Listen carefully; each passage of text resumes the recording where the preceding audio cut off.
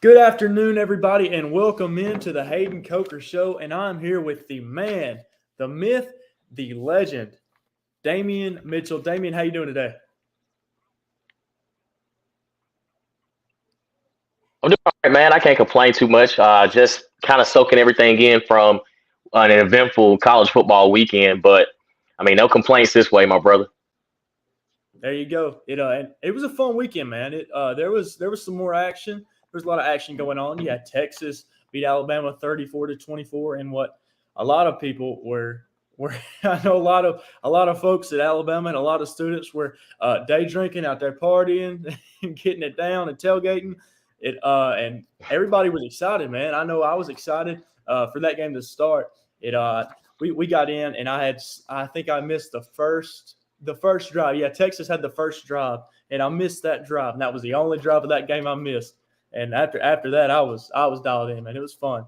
It Damien, I want you to walk me through what Alabama failed to do on Saturday night, and what you think they could have done better. I think everybody is pretty much on the same page after watching the game. I want you to give me a little bit of intake on that. Um, to be honest, I think what Alabama people need to realize that there are teams that are just better than you in certain areas.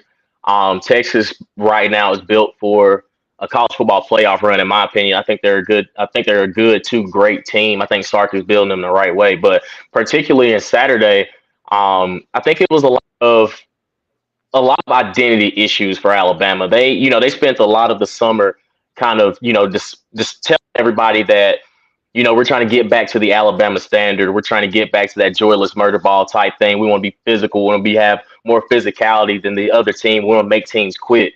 Well, that didn't happen Saturday. It wasn't even close.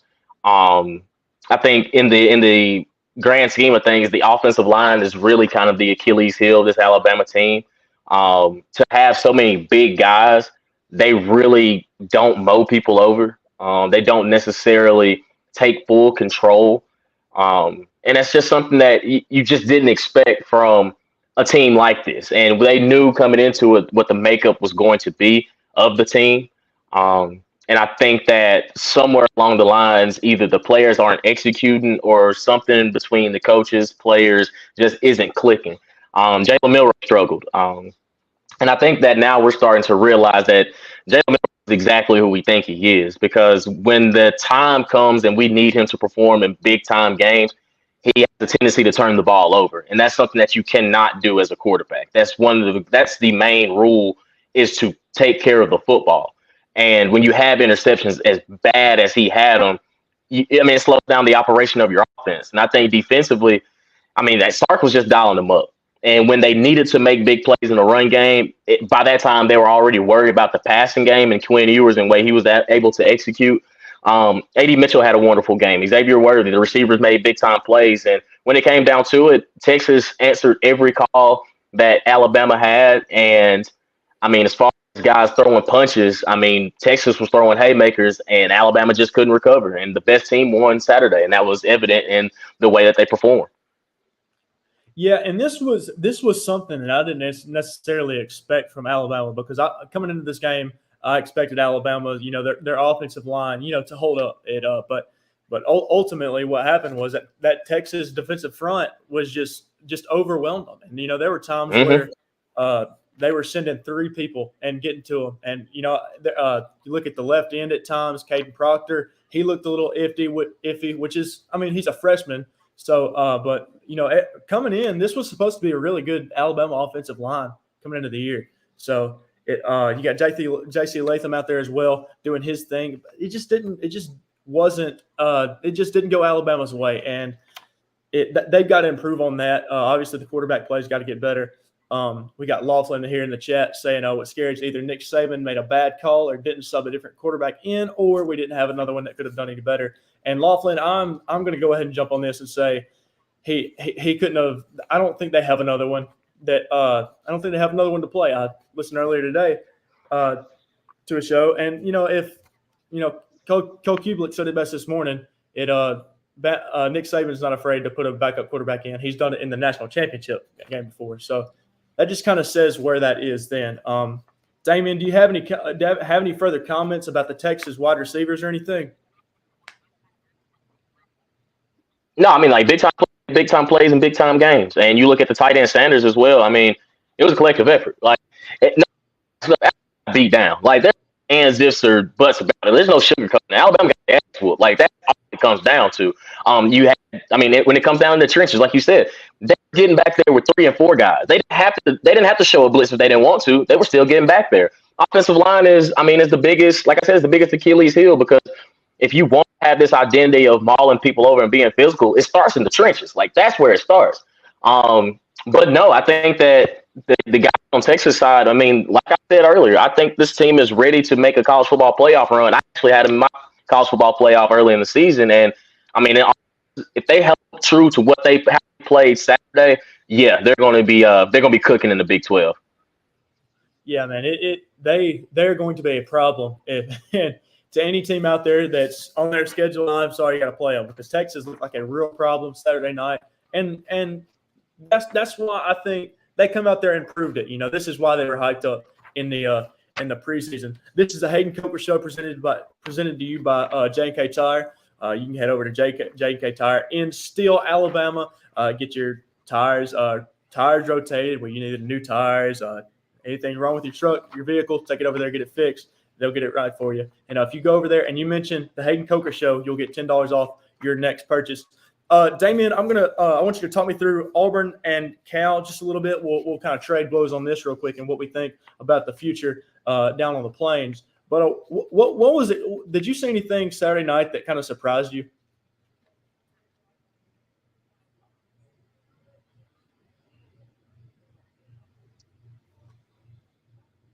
Damian, you there?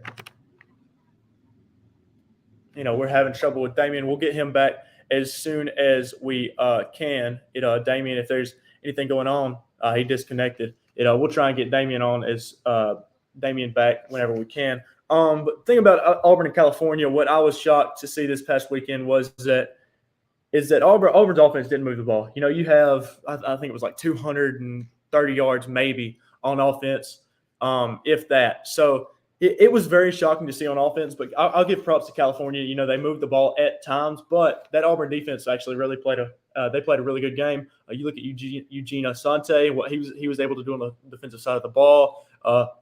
Man, he looked like one of the better linebackers in the SEC, and I don't put that lightly. He made some key plays. He made a key play late, a sack that eventually led to third or fourth down. So he played a heck of a game, man. He played a heck of a game.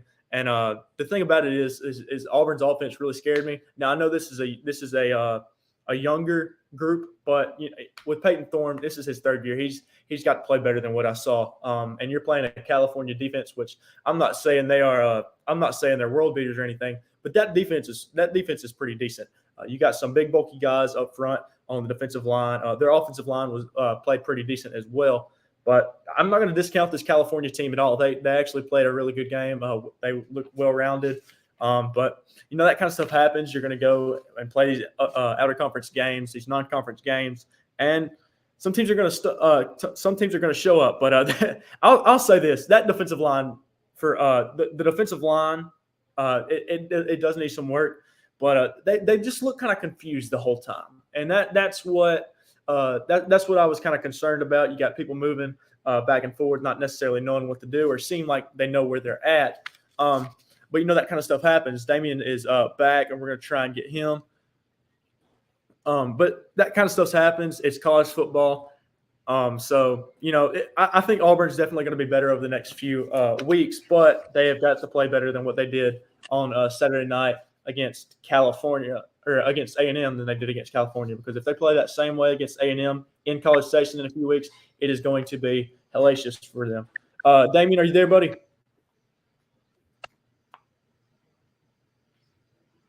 Still having some issues. We're going to try and get him back as soon as we can. Damian, if you can hear me, just chime in whenever you feel like.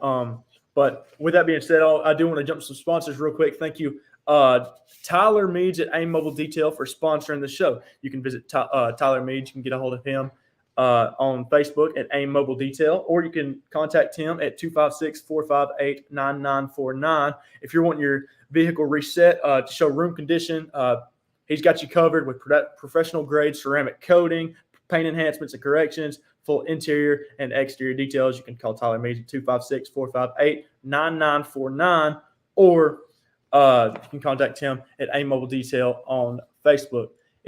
Damian, whenever you are ready, we're going to try and get him back. Sorry about the technical difficulties to everybody out there. That's on my end, I do believe, so I apologize. But I also want to talk about the spicy biscuit at Chick-fil-A. The spicy biscuit at Chick-fil-A is phenomenal for some people. Some people love it. It's spicy. If you don't like spicy food, no big deal. It'll be all right because they also have another biscuit, a regular chicken biscuit. But the spicy biscuit is ready with real boneless breast of chicken, seasoned with spicy pepper blend, and served on a freshly baked buttermilk biscuit just for you. So stop by and enjoy a spicy chicken biscuit in the mornings at Pell City Chick-fil-A in Pell City, Alabama.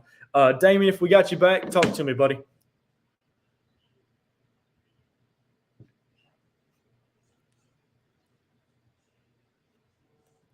Damian, I can't hear you, man. I can't hear you.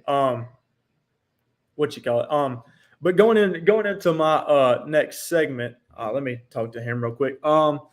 Going into my next segment, I do want to talk about my top 10 I released earlier in the day today. Well, I believe it was earlier in the day. Yeah, earlier in the day. Now, starting out at number 10, you had Tennessee. Tennessee's looked pretty decent in week 1. Now, last week, week 2, they looked a little iffy, but that's all because of, I do feel like it was the delay in the game that played a big part in that. So that was a problem. But, I feel like Tennessee is definitely one of the definitely a top 10 team in the country, if not the top 10 looking in. That's why I have them where they are. But like I said, this Tennessee team is going to be okay, I think. And you have a really good quarterback in Joe Milton, and then you also have a fantastic offense. And one of the main guys that I like to look at with that offense is Squirrel White on the perimeter, playing wide receiver. He can do some really good things offensively. And like I said, we're going to try and get Damian back as soon as we can. If we can't, I can't hear him. I can't hear you, buddy. I'm sorry, I can't hear you. What's up, Matthew? What's up, Matt McKinney? How you doing, buddy? And Daniel Laughlin, active in the chat as well. Defense is solid. However, the turnovers early that led to quick 10 points. But after that, it really stings and was unable to bend and not break. Yeah, it was really a rough night for that Alabama defense. And sorry for everybody. If you got to hear Damian Mitchell earlier on the show, that was great. That was great. If not, you can go back and watch this on Facebook Live whenever the show is over. So sorry about everybody not being able to see him right now with the technical difficulties on my end. So I do apologize for that. But I want to get into my top 10. Like I said, I promise I do that. Now, some people are really high on USC. And, of course, I do believe that USC is a phenomenal football team, and they're definitely a top 10 football team. But some people are putting it up there with some people are putting it up there in the top 5, top 4. I'm not necessarily so sold on that. D-line couldn't get a push. Yeah, you're right, man. They just couldn't do anything on Saturday night. But the thing with my top 10, I'm going to go ahead and jump into that. Tennessee, I have at number 10. They look good. I'm just going to leave that there. I've talked about them. Now I have Notre Dame at number 9. Now, the thing with Notre Dame is I saw some good things from them in week 1 and week 2 and week 0. So week 0, you got Navy. You go into Ireland and you just play a heck of a ball game there from start of whistle to the end of the ball game, into regulation. They played fantastic. Then you had their second week. Then you come into week 1. Then you come into their second week and they play NC State. So they play a little bit tougher of competition. But they went in there and it was close early, but they ended up actually winning that game pretty heavily and ended up winning by 21 points by the score of 45-24. So they ended up playing a really good game there. So that's why I have Notre Dame at number 9. I feel like they are just at that right spot. And if not at number 9, if some people have them on the outside looking in at number 11, 12, that's fine with me. I just feel like somewhere around there is right where they should be. Coming in at number 8, I have Penn State. Now, Penn State's a team I do want to see a little more from this weekend. You go on the road to Illinois. This is Drew Aller's first road test against Big Ten teams. So this is going to be fun to watch. You look at what Drew Aller has been able to do in the past, and honestly, I'm going to go ahead and say it. He looks really good this year. Now, with Penn State being a Big Ten contender, they absolutely are. I think they're the third best team in the Big Ten right now, if not number 2. Ohio State is looking iffy so far to me. So I don't know. We'll have to see where that goes earlier on we'll have to see where that goes earlier or later in the season. I think they can do some things there. Matt McKinney says he's big on Penn State. Penn State can be good. I'm not going to discount anything for what they did or what I think that they can be, because I think this Penn State team can be really good. But I'm just not exactly sold on them yet. But I would like to see more from them in the future. And I feel like they're going to be really good this year. If not 3, the number 2 team in the Big Ten right now. Like I said, I'm iffy on Ohio State, but I still have Ohio State up there. Coming in at number 7, I have none other than the Kings of the Pac-12 as I see them right now. The Washington Huskies, and the Washington Huskies have been playing some pretty good ball this year. You have a good win in Week 1 versus Boise State, and then you come out this week and you get a pretty big win against the high school team. So with those big wins you're going to stay up there with me, and with what you did in those games, and they're all with how their offenses look. They just look fantastic. So I'm keeping the Washington Huskies in my top 10 at number 7. Damian, I'm hoping I have you back. We'll see how it goes. Damian, can you hear me, buddy? Yeah, I hear you loud and clear now, brother. Sorry about all that. I was trying to do it from my phone while my laptop was charging up. Now my laptop is I got some juice in it and we good to go. Hey, no, man, it is all good. I promise. That's my fault, because I feel like some of it's on my end. The internet, is not the greatest here, but I think it's just where we're at. This is not a great place in the country. But Damian, if you missed anything, I'm going over my top 10 right now. We talked about this a little bit before. You go through your top 10, and I want to go back and address that Auburn California game I didn't get a chance to right before I was having all the connection issues and things. So you go ahead, brother. Absolutely, man. Absolutely. At number 6, I have Ohio State. Ohio State got a rough start to the season, but there were several good teams, top 10 teams out there that didn't start the season off as well as they should have. And one thing with Ohio State is their first half performance so far in these past 3 games.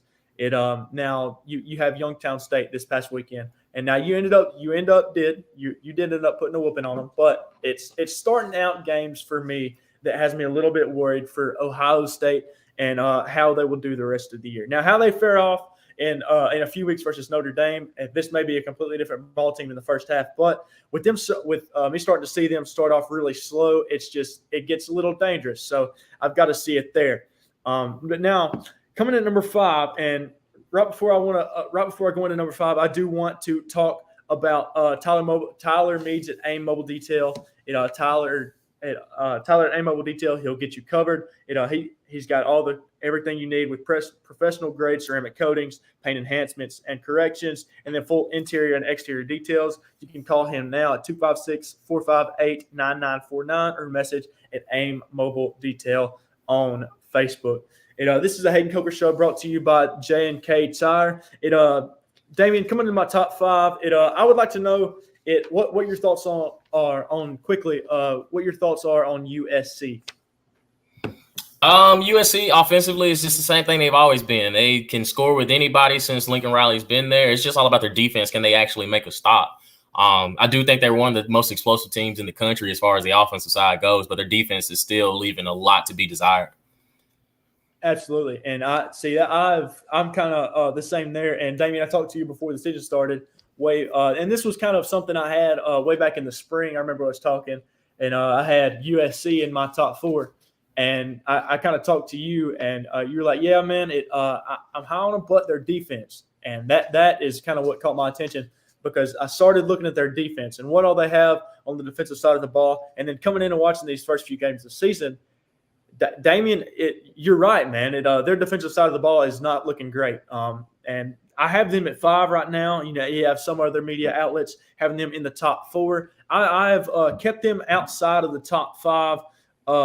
Top 4 for now. Maybe now, further later down in the season, we'll see how everything goes with their defense. But as of now, that's where I have them at number 5. And number 4, Damian, I have your preseason college football playoff hopeful, the Texas Longhorns. And Texas, I mean, they proved to it last week why I have them there. And there is a good chance they end up higher than that within the next few weeks with them having some big matchups and then some other teams having some matchups as well. So I have Texas at 4, FSU at 3.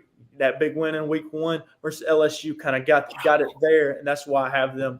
That is why I have them at number 3. Now Georgia, I have them at number 2. Now some people disagree with me on this. That is fine, Damian. I have Georgia at number 2, and here's my reasoning. The thing with Georgia, now you come in, and I'm going off both games. And they're cupcakes. I get that. Now this is fuel to the fire for Georgia, Damian. This is just fuel to the fire. This is so Georgia can prove me wrong whenever they play Tennessee in October. This is just so they can prove me wrong. I've got Georgia at number 2 and then Michigan at number 1, flip-flopping.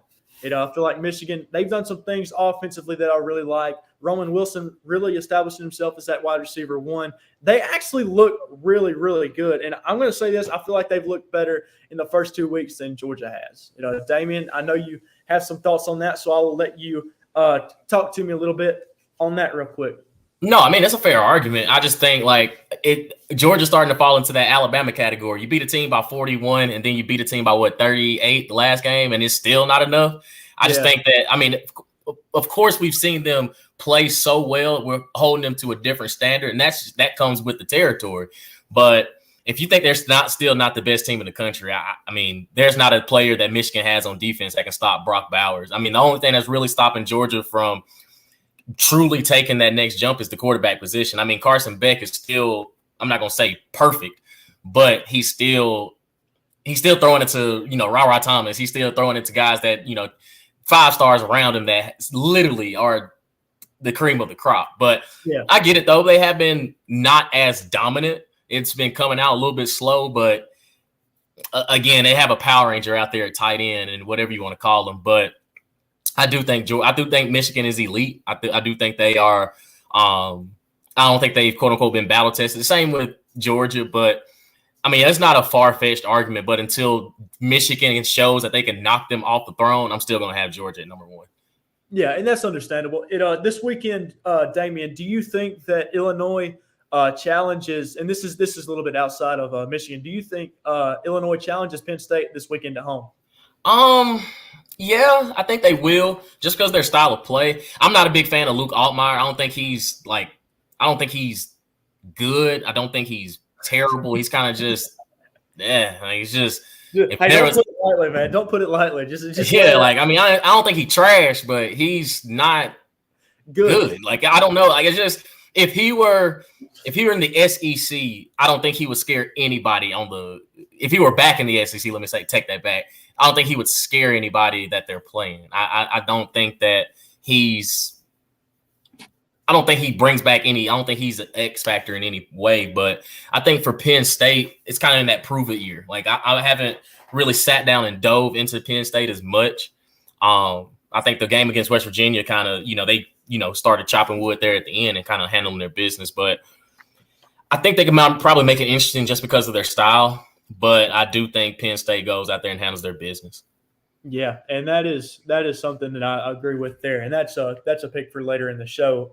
But yeah, Damian, you said it best, man. And I know you didn't get to say what you wanted to about California and Auburn earlier in the show because of some technical difficulties on my end. I apologize for that, everybody. But if you want to go ahead and spill the beans, let us have it, man.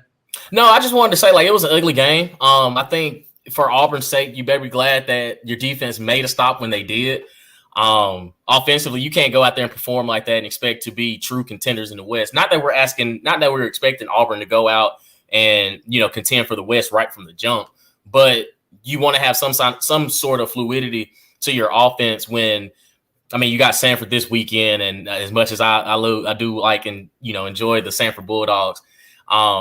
You're supposed to handle your business with them, but then you follow that up with Texas A&M, and their secondary showed massive, massive potholes there against Miami. So if your offense isn't clicking, can you use that Texas A&M game as like a quote unquote get right game? Like, to me, I'm not going to say I'm not ever going to take a win away from somebody, but that Cal game could have gone a lot of different ways before the actual final score and the tally that that Auburn did win that ball game, because Peyton Thorne, I don't know whether it is the quarterback rotation, but he just didn't look fluid. He didn't look like locked in. But I mean, they came out with a win, so that's all that matters. But it's this SEC West, man, just after these first 2 weeks has been crazy. Like, I don't know what to expect at this point, but I know that Auburn can't play like that and expect to go out and win a ball game in the SEC for sure.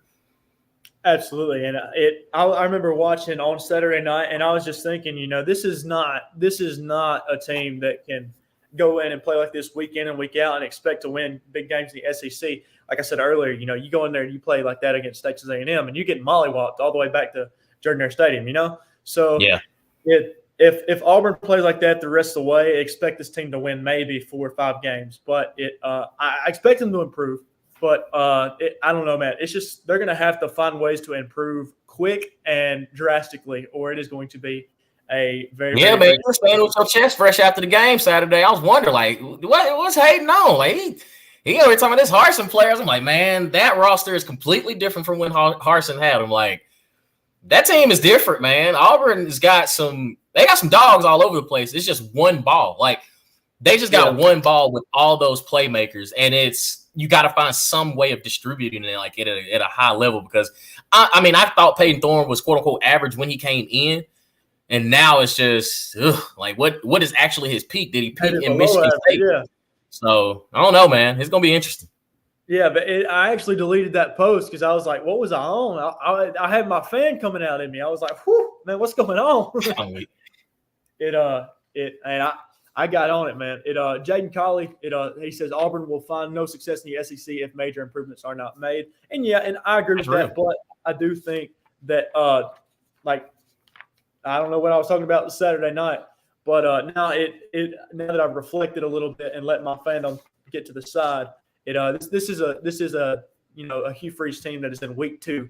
I can expect them to look great, but like Jaden said, man, they've got to get better quick and in a hurry, because in 2 weeks you go to Kyle Field, you go to College Station, and if something's not changed, then be prepared for a 31-3 beating. Like, it'll be bad. Oh. Well, if something's not changed, you go all the way to California, and you're on that time change. That's what I feel like had a little bit to do with it, was the time change. But again, they just played awful anyways. I can't make excuses for that garbage that I saw Saturday night. But Damian, I highly appreciate you joining, brother. Happy to have you back anytime. I know everybody else would say the same thing, and I appreciate it, brother. Oh, man, no problem. Who'd you have I didn't get a chance to get the full top 10. Who did you have 6 through 10? Okay, I got you. So I had, where did it go? At number 10, I had Tennessee. I have Tennessee at number 10, Notre Dame at number 9, and then, I think I had, I can't even remember who number 8 was. I had it on here. Here it is. Yeah. All right. So number 8, I'm on the completely wrong thing. So 10 was Tennessee, 9 was Notre Dame, and then so I kind of broke out into the cold, or not cold sweats, but I kind of broke down certain teams there, and so I broke down Tennessee, I broke down Notre Dame, and then I broke down number 8. I had Penn State. Penn State at number 8, Washington at 7, and Ohio State at 6. So you don't have Alabama in your top 10? I have them at 11 right now. Whew. I had them taking the job, man.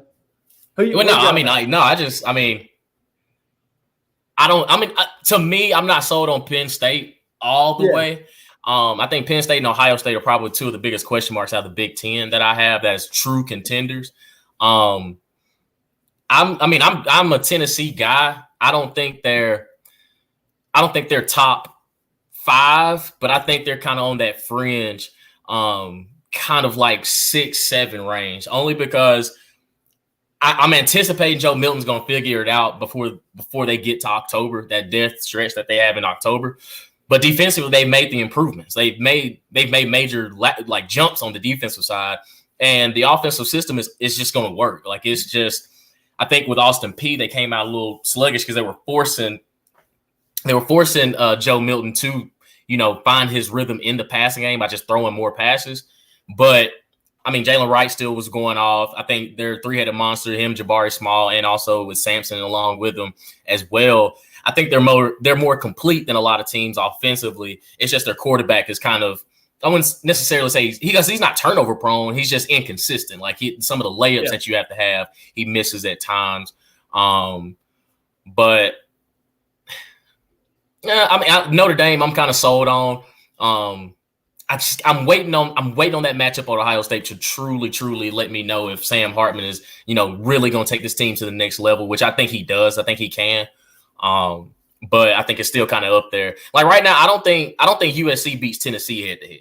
And I mean, I like USC. I think they're, a top team, but I don't think if they were to match up with Tennessee right now, I don't think they beat them because of the defensive side. And I would probably have Notre Dame ahead of USC right now. Again, like, because of Caleb Williams, quote unquote, as a superhero, he kind of just glosses over a lot of things that you have deficient wise on the defensive side. But offensively, I just think that, like, they can match up with anybody. Trying to think who else. So you don't have Oregon in your top 10? I think I have Oregon at 12, like right behind Alabama. I don't know if Oregon. I don't know if Oregon would necessarily beat Bama or Tennessee right now. So I have them at 12, waiting for because it was a little bit of a rough game at Texas Tech, but I get it at Texas Tech. And Texas Tech's a good team, man. Like, I know that lost. I know that that early season loss to Wyoming kind of threw everybody for a loop, but I think we're gonna come back and look at this game, and it's like, hey, Oregon has shown that they can play when it matters most. And I think Bo Nix had. I mean, I knew coming into it, the Pac-12 offenses were going to be nice. I knew like their quarterbacks were going to be just like cooking. But the way that these top guys have been playing these past couple of weeks, oh my God, like the Pac-12 is insane. They are, man. And I was listening to somebody, I was like, dang, I was like sitting there like, dang, man, the SEC might be worse, like, in depth than the Pac-12. Man, I just think the SEC West, at one point we were always talking about that log jam from like 3 to 7. Now it's literally 1 through 7, man. If you don't come up and show up in your A game, you getting beat. There ain't no ands, ifs, or buts about it, man. And I think that's kind of what's exciting about going on with the season so far. Again, it's only been 2 weeks. Weeks. I get it. But I'm just like, it's just so interesting to see where these teams are after 1 week. You flip that around to week 2. Like, Jalen Milroe to me is like the prime example, because week 1 we're thinking, oh, they've locked up QB1. He's ready. Like, he's good to go against Middle Tennessee State. And then you flip that around to Texas and he looks like Kellen Mond out there. And it's like, dog, what? I can't get you started on Kellen Mond, man. We'll be here Trash. for 35 more minutes. Garbage. Like, just absolute garbage.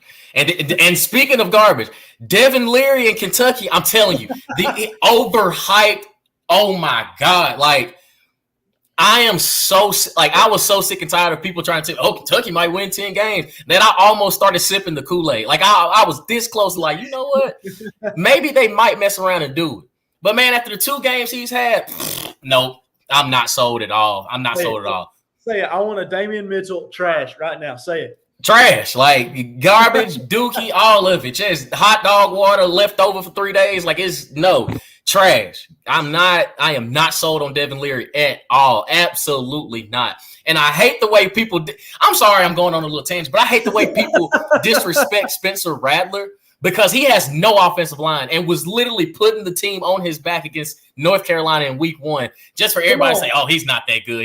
He's better than Devin Leary. I promise you that. Like, whew, I'm sorry, brother. I'm sorry. Come on, Eli Manning. Come on, go off. Trash. Don't even get me started. Eli Manning, overrated. Him and Matthew Stafford. I don't care what anybody says. They're overrated, because Matthew Stafford, most of his is in the NFL, because they absolutely ripped other quarterbacks to shreds for not winning as the number 1 and number 2 overall pick. But Matthew Stafford gets this long list of grace because he played in Detroit for 13 years. And what does Jared Goff do in year 3? He goes out and beats the defending Super Bowl champions in week 1 on a Thursday night. Like, I got a whole list. Let me simmer down. I'm sorry. Man. I'm so sorry.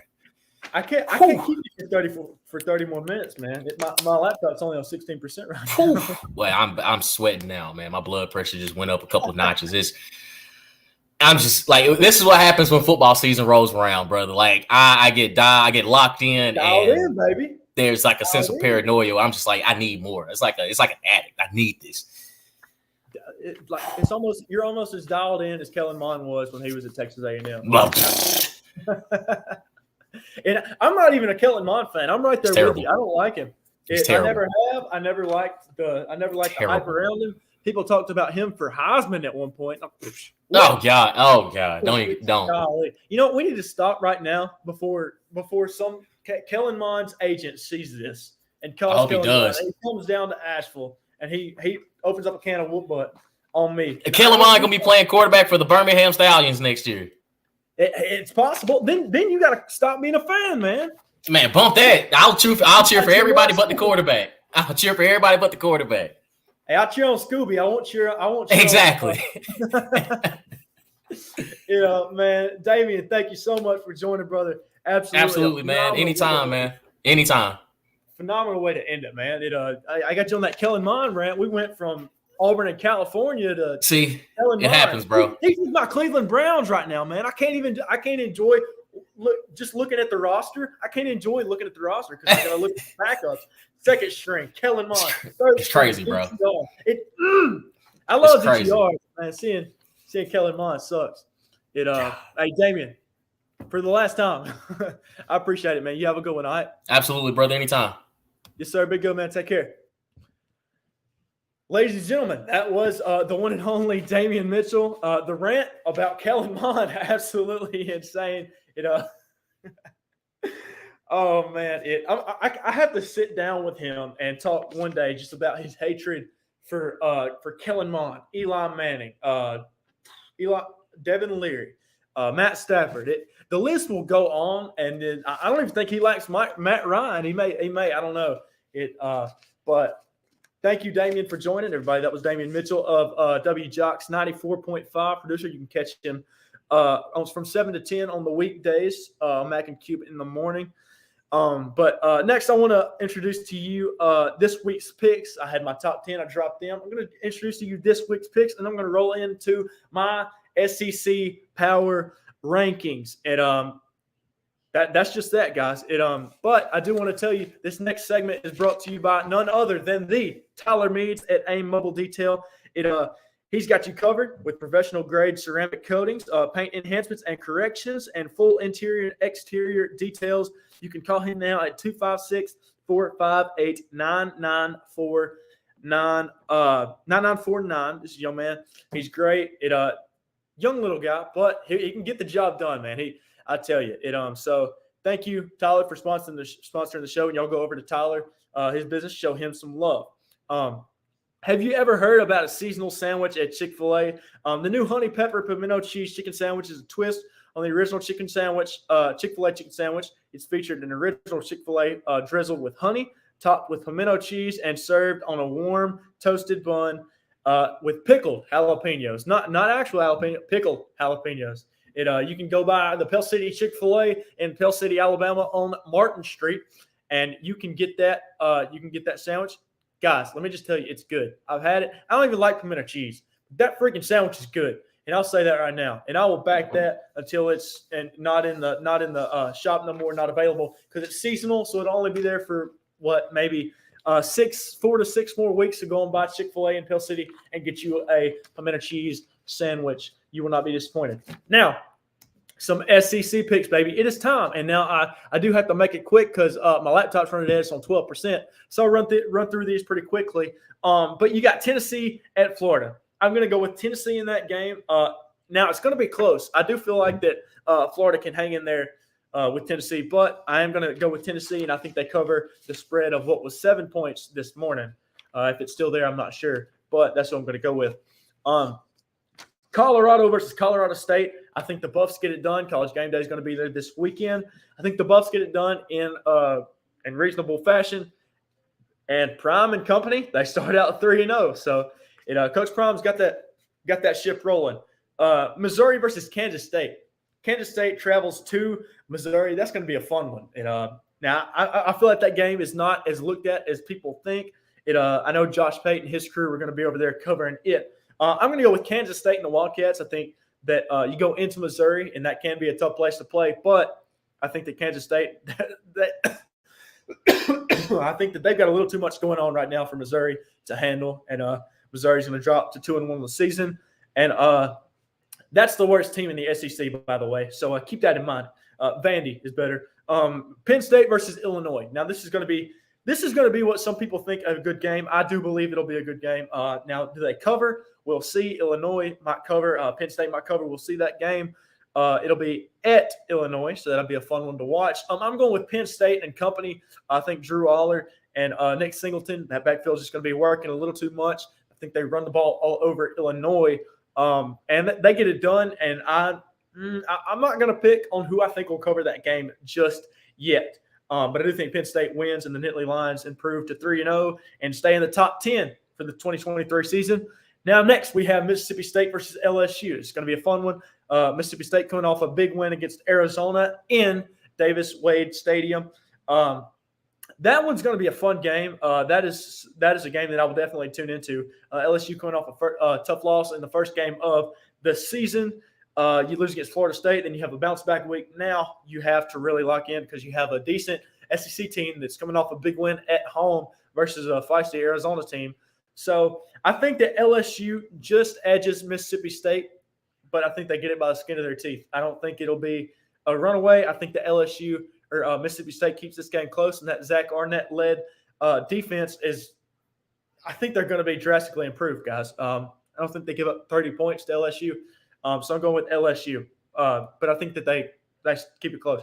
Minnesota at UNC. I'm going with UNC. South Carolina at Georgia. I'm going with Georgia in a close one. I think it's close until the end. They win by 10 or 17. Washington and Michigan State. I feel like Washington will win, especially with all the controversy going on at Michigan State with Mel Tucker being accused of some pretty nasty stuff up there, which he has denied, by the way. And then you have – so we don't know the full facts on that. I'm not going to report anything till I know. But Georgia Tech at Ole Miss. I feel like that Ole Miss is probably going to get that one done, and I think they cover. Now, Georgia Tech, you have a Haynes King-led offense, and, yes, the Haynes King that transferred from A&M, who could be great, but I'm going with Ole Miss in that one. Now, I'm going to stop and tell you about the honey pimento cheese sandwich at Chick-fil-A. Fantastic sandwich. If you have not tried it, get down to Chick-fil-A in Pell City and try it. It's got the pimento cheese. It's got honey drizzled on the. It's the original chicken fillet. It's the original chicken sandwich, chicken fillet. And then it's got honey drizzled on it. It's so good. It's got the pimento cheese, and it's got pickled jalapenos on it. It's good. And I don't even like pimento cheese, like I said earlier. I don't like pimento cheese, but man, it's a good sandwich. Now I want to get to real quick, and thank you. This has been the Hayden Coker Show, brought to you by J&K Tire. Real quick, I want to give you my SEC power rankings. Coming in at 1, Georgia. The Bulldogs are still there. Despite their first half struggles over the past few weeks, I think they're still there. I don't see that changing anytime soon. Tennessee coming in at number 2, and Bama at number 3 after a loss to Texas. I think that Tennessee is probably a better team than Alabama, and Tennessee would probably win if they played at the moment. Ole Miss coming in at number 4. I have Ole Miss over LSU coming in at number 5. Coming in at number 5.